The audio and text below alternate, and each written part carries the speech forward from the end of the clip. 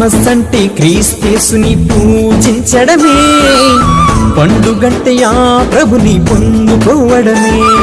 Christmas అంటే క్రీస్తేసుని పూజించడమే, పండుగంటే ఆ ప్రభుని పొందుకోవడమే.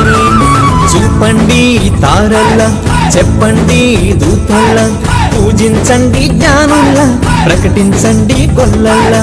చూపండి తారల్లా, చెప్పండి దూతల్లా, పూజించండి జ్ఞానుల్లా, ప్రకటించండి గొల్లల్లా.